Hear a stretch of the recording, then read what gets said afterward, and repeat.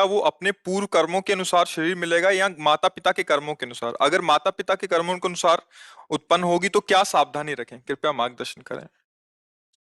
वो तो आएगा अपने ही कर्मों से, पर उसमें दुख और सुख का अनुभव तुम्हारे कर्म उसमें सम्मिलित होंगे।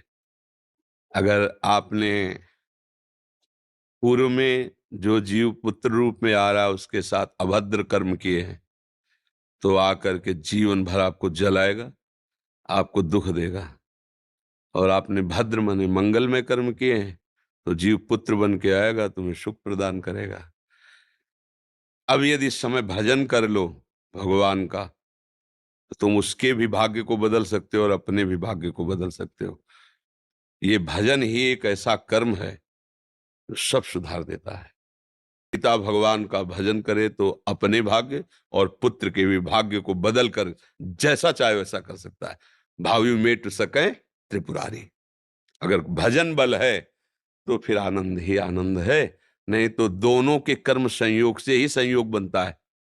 वो तो मान लो पुत्र रूप में आ रहा है, अभी हमारा आपका पूर्व जन्म का कोई संयोग तो आपको देखते ही चिढ़ पैदा हो जाएगी। वो हमारा कर्म है जो आपको भी जला रहा है, मेरे को भी जला रहा है, दोनों में द्वेष पैदा कर रहा है। और अगर अच्छा देखते ही ऐसा लगा कि मानो हमने बहुत समय से अपने प्रियजन को बाद में देख, ऐसा लगता है ये तो हमारे बहुत प्रिय है, और देखकर आनंद है, आप जाओगे खुशी हुई, हमारे खुशी हुई, क्या हुआ?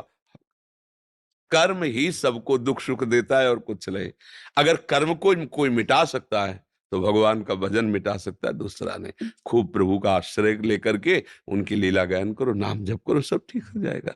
और गर्भस्थ शिशु को भगवत चर्चा सुनानी चाहिए, उससे प्रभाव पड़ता है।